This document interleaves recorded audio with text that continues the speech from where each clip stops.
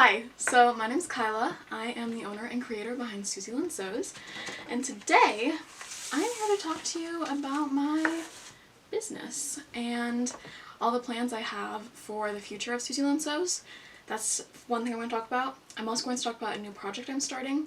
I posted a couple reels/TikToks, short form content, but I'm going to kind of delve a little bit more into it here. And I'm going to frame all of these things around the Tortured Poets Department by Taylor Swift. Of course. Particularly the song The Manuscript is kind of the in for me for this whole conversation, is kind of how I'm going to start talking about it and how I was able to start thinking about it and how I was able to start figuring out what I wanted to say and how I wanted to say it. As well as the Phoenix from You're Losing Me. So you may know me from a couple things. I haven't gone viral. I have a little under 500 followers on Instagram. I'm not in any way, shape, or form a big content creator, but I did have a little bit of luck in the social media world. I was able to make a dress for Ali Sheehan, who is an incredible content creator, YouTuber, Swiftie, all of the above, and she's amazing, love her to death. And I was able to make a Speak Now Taylor's version dress for her when Speak Now Taylor's version came out this past July. And so that was really, really fun and really cool, and I really enjoyed that. And then the other big thing that put me on the map, not that I'm really on any map, but put me on the map, is Taylor Nation actually posted the dress I wore to the Eras tour. And that is really cool. Still haven't really processed that happened, even though it happened in July and it's now April. But I made a dress inspired by the Phoenix line from You're Losing Me, and it got posted by Taylor Nation, so that was really, really cool. So like I said, today we're going to be talking about the future of Suzie Lynn Sews as well as my new project. But first, let's talk about the manuscript. Oh my gosh. So I could make a whole video just talking about Tortured Poets Department, but we're going to focus on just the manuscript today. So the particular line I wanted to talk about to start this conversation off is the line, "The professor said to write what you know, looking backwards might be the only way to move forwards." That line is very important to me. It really reflects a lot of my philosophy around life and my philosophy around art, my philosophy around a lot of things. And I love it to death, and I realize that it really reflects how I'm going to be moving forward in all aspects of my personal and professional life. And beyond that, the manuscript is just this really beautiful piece of art that explains how our experiences can turn into art and turn into light. And Ali Sheehan, in her most recent video, where she talks about the manuscript, she talked about how sometimes it's really important to create and get something out of painful situations, whether that be, in the manuscript's case, a really painful and terrible relationship. In my case, mental health issues and things like that. If we don't get things out of those and we don't find something to take away from it, it makes it feel really hopeless and helpless. It makes us feel helpless, and so sometimes it's really reflective of actually Maisie Peters' album, The Good Witch, where she talks about, like, taking control. The story was mine all along, particularly in, like, coming of age. And this is my song on my stage. This is my coming of age. Like, this is my song. I'm the director. I'm the director of my life. Yeah, things are going to come that are crappy and not what I want for life out of my life, but I can make something out of that and I can learn something out of that. And if you don't do that, I can be really defeatist. So that's the manuscript. And then the Phoenix is the line from You're Losing Me. Getting tired even for a phoenix, always rising from the ashes, mending all her gashes. You might just have dealt the final blow.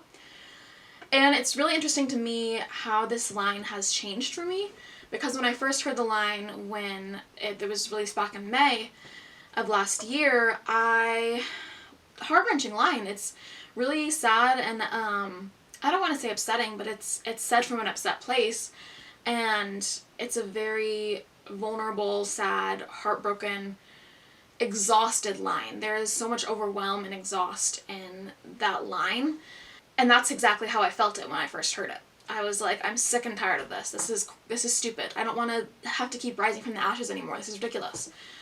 But I'm actually in a very different place than I was back last May, And I'm feeling it with a lot more gratitude than when I first heard it. For me, that the concept of the phoenix has shifted from this tragedy to a weird sort of blessing, because I always know I'll bounce back.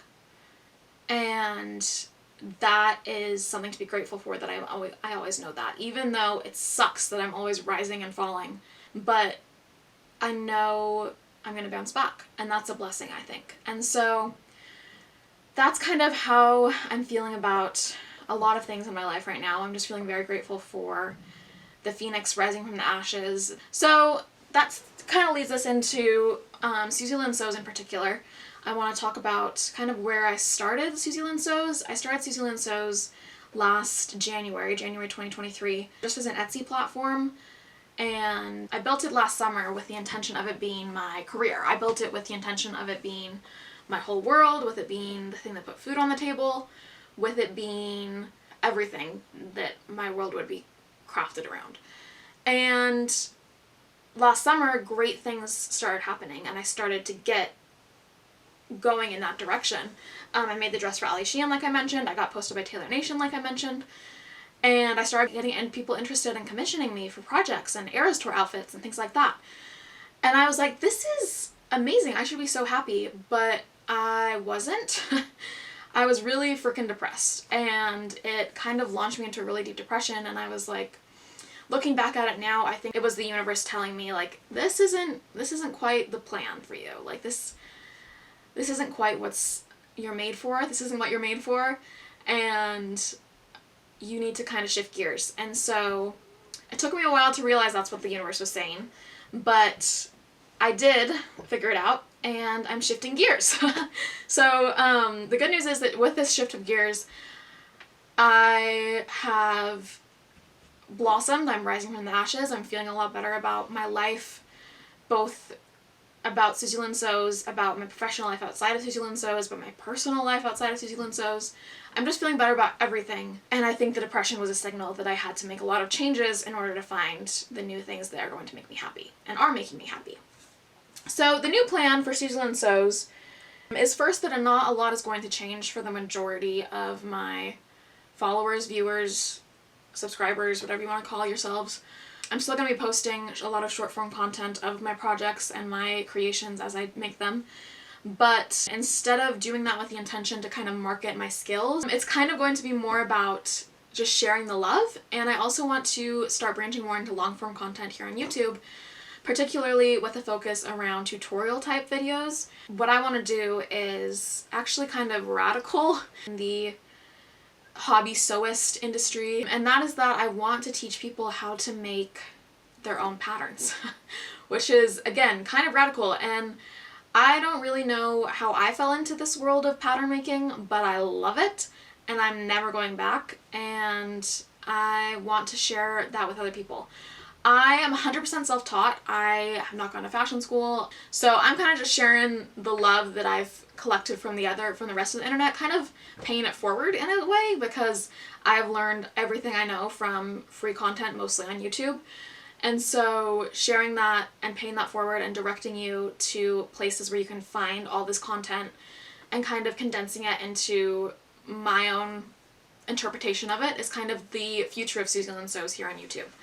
And I am really excited about it. Teaching is a very natural and intuitive part of my existence and part of who I am as myself. And so I really want to kind of lean into add the creativity, add the teaching, and just bundle that all together to share my love of sewing, share my love of the craft with people who are interested.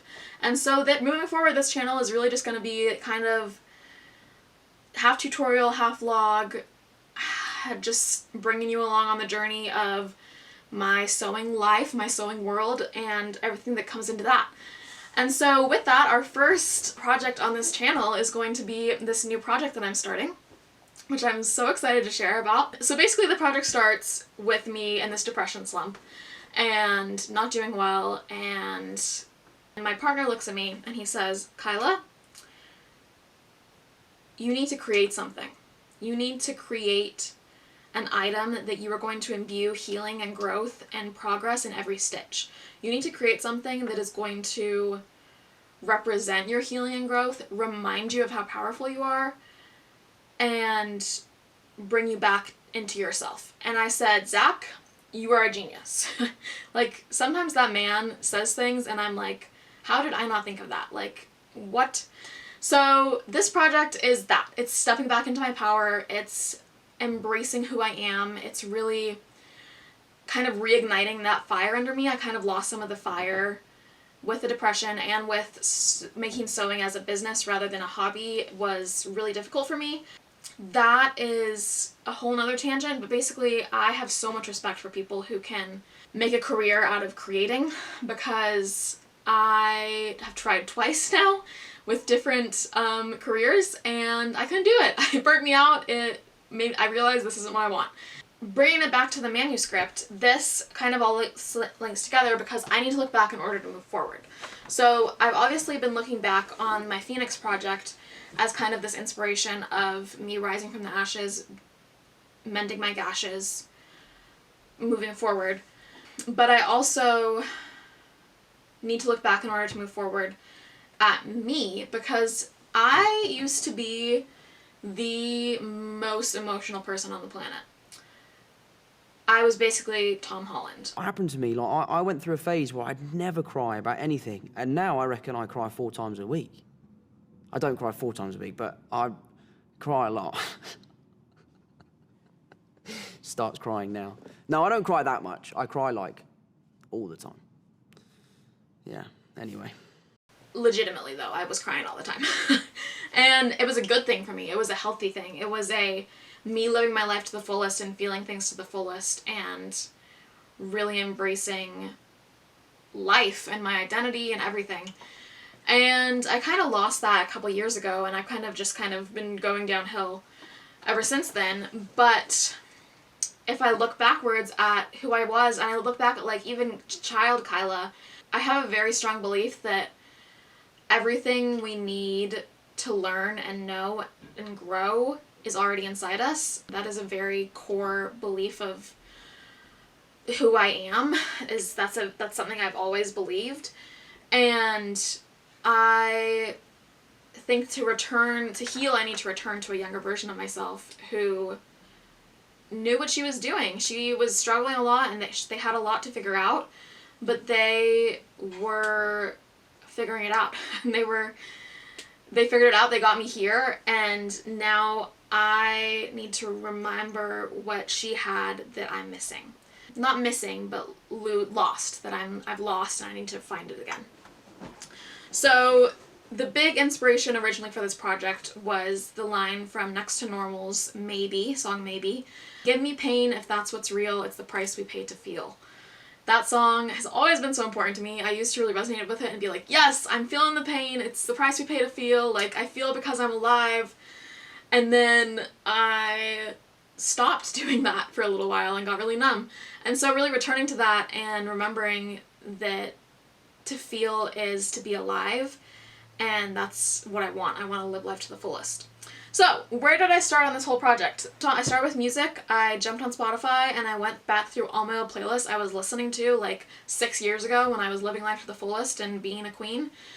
And I put together a playlist of all these songs that really make me feel and make me remember why I'm feeling and why I'm choosing to feel the pain and, like, the growth that happens when we feel. And so a couple highlights from that playlist are She Used to Be Mine from Waitress and Live Like There's No Tomorrow by Selena Gomez. Ah! Such a good song. That song is my anthem right now. I love that song to death. So I put that playlist together and then I was like, okay, I need to make something inspired by all this, using all this, where do I go? And I thought, Daisy Johnson. In case you missed it, I'm an avid Agents of S.H.I.E.L.D. fan. MCU, I've kind of fallen out of love with. Marvel Cinematic Universe, don't really keep up to date with that. Agents of S.H.I.E.L.D. though, Agents of S.H.I.E.L.D. is my everything. And so Daisy Johnson in that TV show is the same personality type as me, and I relate to her a lot. She is just a queen all around, and I'm just like, Daisy Johnson, you and me, we feel the same things. Like, we're the same. We're not. We have a lot of differences, but I relate to her a lot and really love her and want to channel her badass powerful badassery. And so I was like, okay, let's make a Daisy Johnson inspired outfit. I've wanted to do that for a while anyway. This is the perfect time. And so I go on to Pinterest and I'm looking at Daisy Johnson's outfits and like her style throughout the shows, and I'm like, crap. Daisy Johnson only wears black. There's not an ounce of color in any of these outfits. And if you know me, you know I'm a colorful queen. And so I'm like, this isn't gonna work. Like this, I'm gonna make a Daisy Johnson inspired outfit one day. This is not the time for that. This needs to be more me than that. So then I think, oh, what if I look at other characters and other media I love who are the same personality type as me as well, and get inspired by their outfits and aesthetic from whatever media they're in. And so I went onto Personality Database, which is a great place for psychology nerds like me, and I looked at people who are the same personality type as me. I'm an ENFP, Myers-Briggs ENFP, and a 4-wing 3 for Enneagram. And so I looked at people who were that or very similar. I looked at some people who were 4s but a different Myers-Briggs, or people who were INFPs, which is very close to ENFP. So these are some of the characters that have the same or similar personalities types to me. We have Howl from Howl's Moving Castle, Lucy Gray from The Ballad of Songbirds of Snakes. Obviously Lucy Gray's dress is on my list of must-makes in the future, but we'll get there. Blue Sergeant from The Raven Cycle by Maggie Stiefvater. I have a Raven Cycle tattoo. Favorite book of all time. Blue has my heart. Then I found out that Mirabelle from Encanto is an ENFP, which kind of surprised me actually a little bit, to be honest. But her outfit is impeccable, so we are definitely borrowing some inspiration from her outfit. And then while I was on Pinterest collecting images of all these characters' outfits and vibes, I also saw Isabella from Encanto. Her purple dress is chef's kiss. So beautiful. So although I don't relate to Isabella at all, her dress is partially considered in this inspirational world. And then we have Jo Marsh from Little Women. Love her. Kiki from Kiki's Delivery Service. I actually have a tattoo of Kiki's cat, Gigi. And I made a Kiki outfit. I made her dress and bow when I got this tattoo. So that's actually been done. That's one project I can check off the list. And then we have Julie Baker from Flipped, both the book and the movie. She is an ENFP 4-wing 3, just like me. I could make a whole entire video about Julie Baker and that book and movie, but that's for another time. And then, I don't know if you know this, but people type Taylor Swift songs. Like, they say, like, what type of Taylor Swift song is, which is kind of so silly, but I love it anyway. So I'm not going to list all the ENFP Taylor Swift songs I saw, but there were a lot of them. So I'm just going to, I'll put some on the screen here. These are some Taylor Swift songs that apparently are the same personality type as me. I don't agree with all of them. Some of them I'm like, that song doesn't relate to me that much, but okay. And then Maisie Peters is an ENFP, which I did not know, so that's really cool. And then we have Diana Goodman from Next to Normal. Elle Woods from Legally Blonde, the musical. Apparently she is only an ENFP according to Personality Database voters in the musical version of Legally Blonde, not in the movie. And then we have Natasha Rostova from Natasha Pierre and the Great Comet of 1812, one of my top favorite musicals of all time. And then Amelie from Amelie the Musical. And then we have Anne Shirley. Anne Shirley is actually an INFP in Anne of Green Gables, the books and the 1985 movies or whatever. She's actually an INFP 4, I think wing 3. But in Anne with an E, the most recent TV show, she's an ENFP.